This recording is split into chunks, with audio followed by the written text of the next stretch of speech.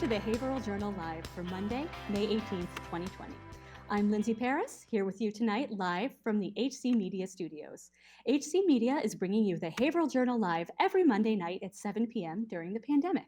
Right now, this show is live streaming on Channel 22 in Haverhill, at haverhillcommunitytv.org, and on the HC Media Facebook page. And this show will replay at 5:30 p.m. and 9:30 p.m. every weekday night, so more residents can tune in and get the latest updates on what's happening in our city. Today, the governor's office released its long-awaited reopening plan for the Commonwealth. Starting today, construction and manufacturing businesses, high-priority medical services, and places of worship are permitted to reopen with mandatory safety precautions in place. Face masks are still required indoors and outdoors where social distancing of 6 feet cannot be maintained. On May 25th, hair salons and barbershops, pet grooming, car washes, laboratories, and office spaces outside of Boston will be permitted to reopen. All businesses are required to develop a COVID-19 control plan before reopening.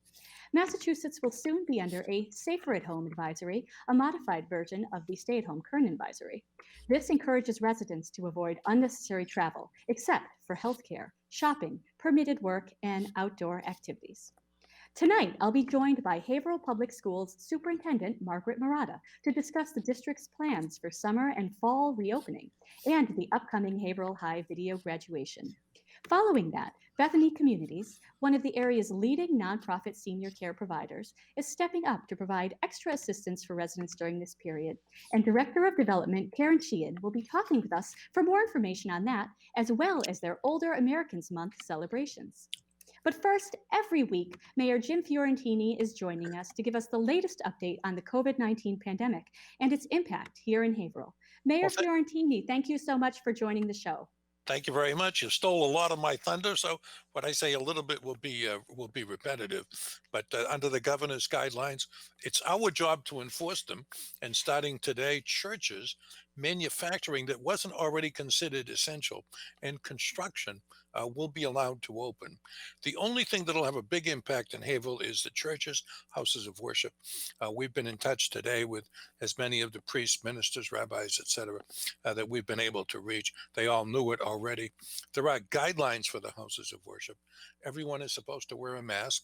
And in addition to that, people outside of your immediate family need to be spaced at least 6 feet apart. I would add as a recommendation that there be no singing. And the reason I say that has been a lot of medical evidence that singing causes the virus to spread much more rapidly and much further than simply talking. Manufacturing can open today.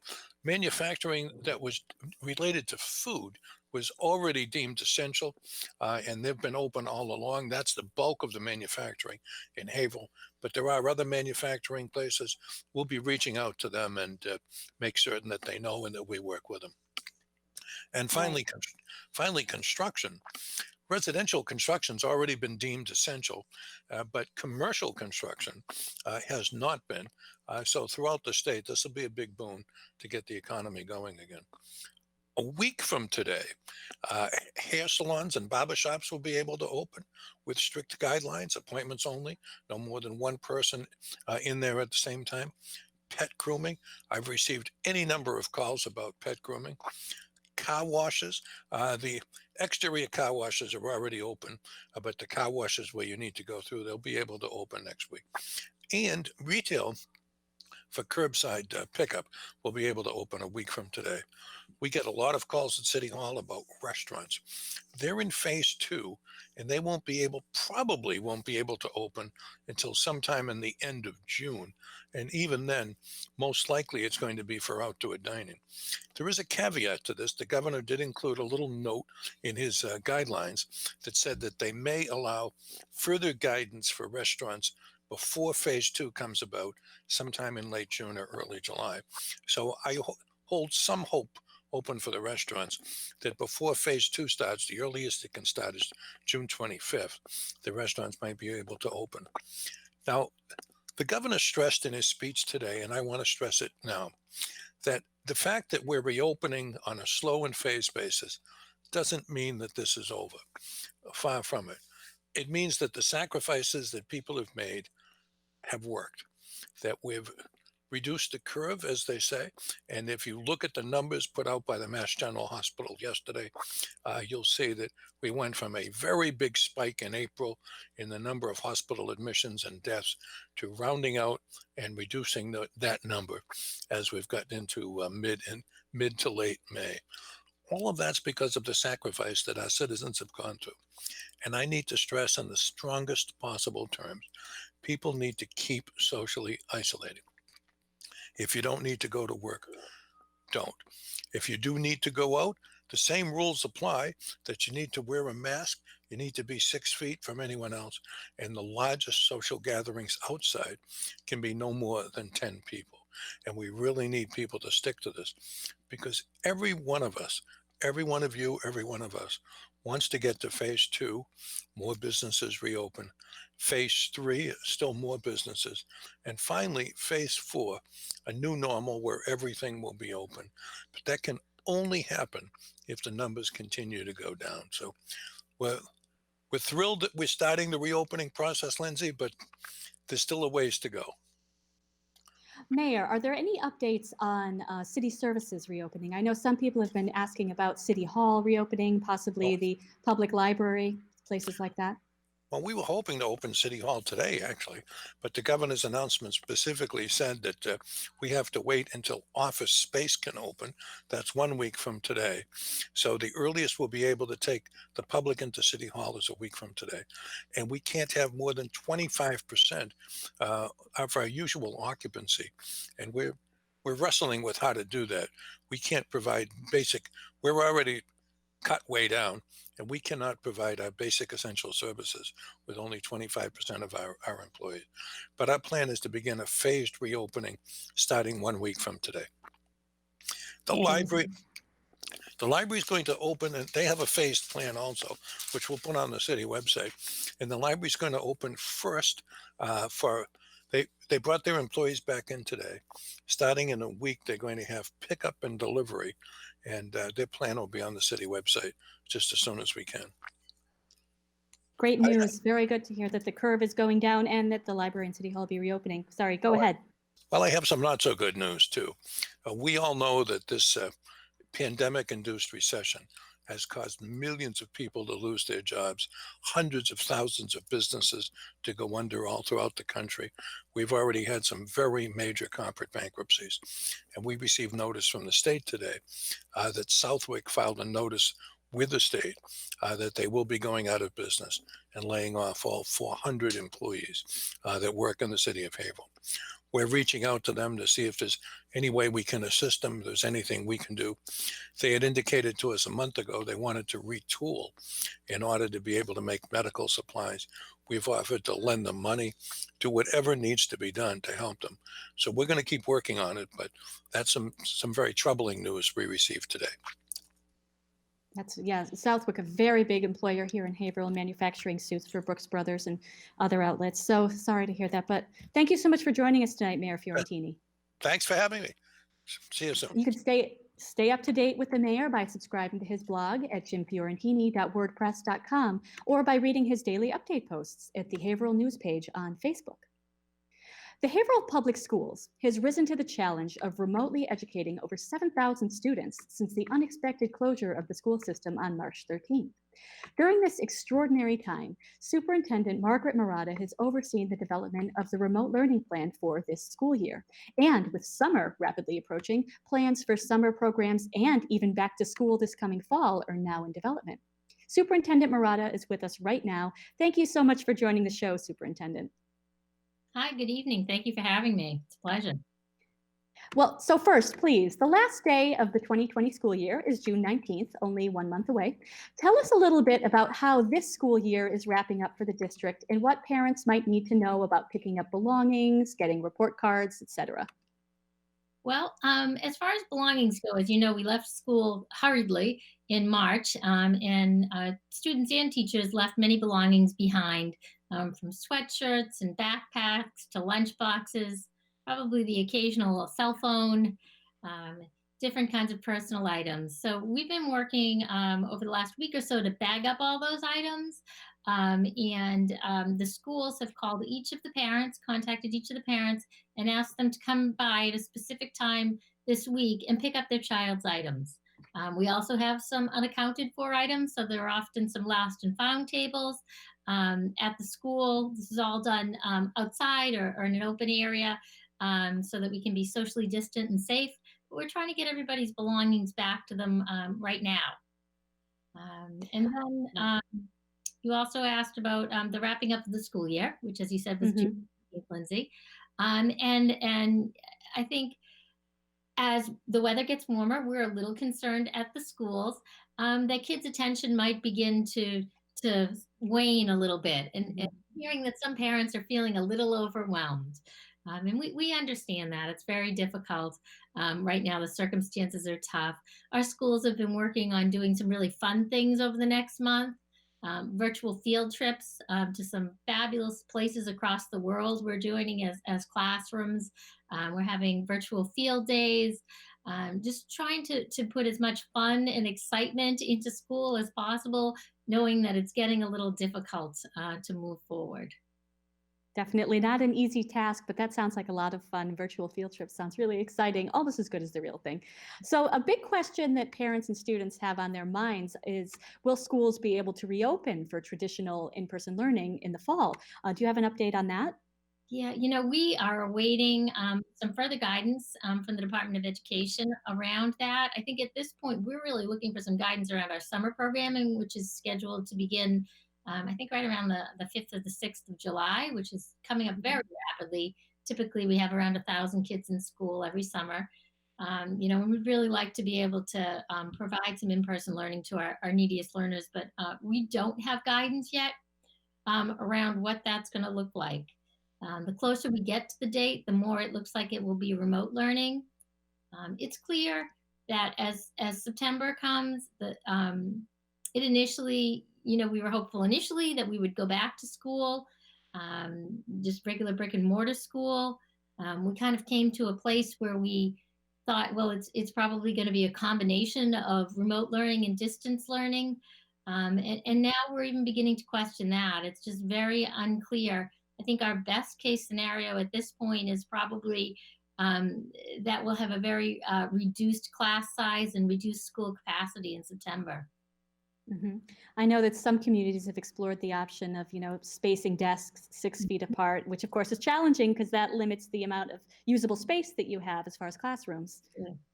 Yeah, we're absolutely looking at that. We've measured all our schools. We've determined the capacity of the schools and the classrooms if, I would say when we return, and it looks like we're again about 50% capacity. So, perhaps a combination of half in-person learning, half blended learning for our students in the fall, which is not ideal for parents for sure. Right. So the school department has been working with HC Media, and we are working on producing a special video graduation ceremony for the Haverhill High School class of 2020, of course, in lieu of the traditional outdoor graduation. Can we talk a little bit about that and some other special events for the senior class that are coming up? Absolutely. I mean, it's so difficult for the seniors. They've worked so hard for so many years, and you really look forward to the prom, the graduation ceremonies, the bonfire at Haverhill High, and all those things. And unfortunately, this year we've had to retool all those things. We're trying hard not to eliminate things, to try to focus on tradition and community and family, but to do things in a different way, such as our partnership with HC Media around the virtual graduation. And you all have been great. I have to say thank you so much. We're really working hard with the folks there and with Haverhill High School to have a really special graduation for the seniors, even if it isn't necessarily in person, but I think it's going to be very nice. Yeah, we're looking forward to that. And June 5th, you'll be able to watch that right here on HC Media and online as well. Thank you so much, Superintendent, for joining us and giving us these updates. Absolutely. Thank you for having me. And again, here on HC Media, you can watch the Haverhill High School video graduation ceremony on June 5th. Haverhill's Bethany Community Services is a nonprofit community-based affordable housing provider for seniors here in Haverhill, allowing them to live independently for as long as possible in a safe and caring environment. With May being Older Americans Month, we thought it would be great to feature Bethany, one of the leading providers in this space, on our program. Karen Sheehan, Director of Development at Bethany, is here to tell us more. Karen, welcome to the show. Hi. Oh, Karen, I think oh, there you go. Okay, go ahead. Thanks for having us. How are you? Oh, we're doing great here. So glad you're on. So just for a little bit more background, can you share with us how Bethany serves the Haverhill area? Absolutely. Thanks for asking. So Bethany Communities, as you pointed out, we provide senior housing, affordable senior housing with supportive services. We are going to be celebrating our 55th anniversary this year of serving seniors in Haverhill. And so we actually have a very unique model as a nonprofit. We have 3 buildings downtown that primarily are independent housing. We do have 33 assisted living units as well, but being supportive means that we've got resources here on site that help our residents remain independent as long as they can. So we have a wellness team with nurses and CNAs. We have social workers. We have an incredible meals program. And we also have transportation. So we have all of those things in place to really help seniors live and stay safe and independent. I know I've been to Bethany so many times doing pieces for the Haverhill Journal, and the residents there are just so thrilled, so happy. You have wonderful programs to keep them engaged and get involved in the community. And it's independent living for the most part, so they have that freedom. And in addition to supportive services to help seniors living in their homes safely, Bethany also has a really cool community life department. Can you tell us a little bit about that? We do. You know, feeling purposeful and staying connected to a community is so important for all of us. And so we're really fortunate that we have received generous funding from the Saab Family Foundation and the Cummings Foundation. And we use that to create free programs for our residents. We have made a lot of wonderful community partnerships around the city. Haverhill TV is one of them. Haverhill Public Schools is another one. And so we've created really life enriching programming for our residents here. So we have yoga classes, we have Tai Chi classes, we have monthly museum trips. We have an incredible educational speaker series that UMass Lowell at Harbor Place sponsors, which is really lovely. We've got a wellness workshop through our partnership with Holy Family Hospital. We have art classes, and we have an intergenerational program that provides a great experience for both our residents and our youth in the neighborhoods. I know we've participated with that intergenerational program with our Girl Scout troop, and it was a lot of fun. We had such a good time coming to visit with the seniors at Bethany. And speaking of seniors, May is Older Americans Month. So tell us about how Bethany is doing some special things to celebrate. Well, you know, Lindsay, obviously with the current situation, we're not able to gather. But just to give you a little bit of background on Older Americans Month, in 1963, President Kennedy designated May as a month to celebrate our seniors. So we're going to just extend this and get together at some point sooner. But this year's theme is Make Your Mark. And it's basically honoring how our seniors have made their mark in their families and their communities around the world. And so we really want to celebrate that. And, you know, some of the things that we've done to kind of highlight how our seniors have made their mark is we did the podcast series with you, which was really great. Our residents told the stories of their lives and how, you know, so many of them were responsible for building up the community here in Haverhill. Also through the intergenerational program that we've done, you know, they've really helped a lot of the youth in the neighborhoods. So it's a great time to celebrate. We will be doing some gathering kind of celebrations as soon as we can reopen. So we're excited about that. So if someone is interested in living in one of your buildings, how could they apply to be a resident? They can go right to our website, Lindsay, which is bethanycommunities.org. We have applications right there. They can give the main office a call, and we're happy to mail out applications as well. They can come by 10 Phoenix Row, and that's our main office, and we can get it all rolling. However, there is a wait list. There's a wait list, and it's extensive for our independent housing. Our affordable assisted living, there's not so much of a wait list. But affordable housing, there's a shortage of it. So we're doing the best we can right now. Right. I know the independent living has been highly in demand for many years now, but the good news is that I've heard Bethany Communities has planned to expand. Yes, yes. Probably one of the most exciting times in the history of Bethany Communities is that we have launched a capital campaign, and we are moving forward with plans for a 60-unit state-of-the-art affordable housing complex right on Water Street. We're very excited about this. We're going to be able to serve more residents and expand our mission. We're going to have a beautiful wellness center and a community space where we will be able to have musical performances and invite more of the community in. So we're very excited about that. It's really exciting. I can't wait. And I know the gala was a huge success last year.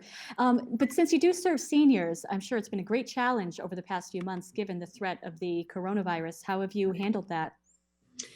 Right. Well, we've really pivoted in many ways. Of course, we have our meals program every day. We make 3 meals a day, 365 days a year, and our residents really enjoy coming to the dining room. That stopped. So for our meals program, they're all delivered right to their apartments. We've done a lot of outreach since we can't have any of our programmings. We've done a lot of outreach just over the phone and virtually. We've also created a weekly newsletter. Lenora, our community life coordinator, is providing all kinds of activities that our residents can do in their apartments, but really staying connected with them, via phone and via video as well. Right, right. So Karen, if people want to help Bethany Communities support your work or help to expand Bethany Communities with the new development, how can they go about doing that? Yes, absolutely. Especially right now, it's a great time to really get involved in Bethany. So you can go to our website, bethanycommunities.org. We have a page, Ways to Give, right there. They can definitely be, if they're interested in contributing and supporting the expansion, they can certainly give to the capital campaign or basically to what we do every day, and that's to serve our seniors. Excellent. Everybody get out and support Bethany Communities, a wonderful organization for our seniors. Karen, it's great to have you here tonight. And again, thank you for all that you do. Again, to support Bethany, you can visit bethanycommunities.org/ways to give. Thank you, that is Lindsay. Thank you. And that is our show for tonight. Thank you so much for joining us. Next Monday is Memorial Day, and HC Media will be commemorating our armed forces with special programming all day on May 25th, including a special Memorial Day episode of the Haverhill Journal. As always, keep watching HC Media for up-to-date information, public service announcements, series programs, and more. I'm Lindsay Paris, and have a great evening, everyone. Good night.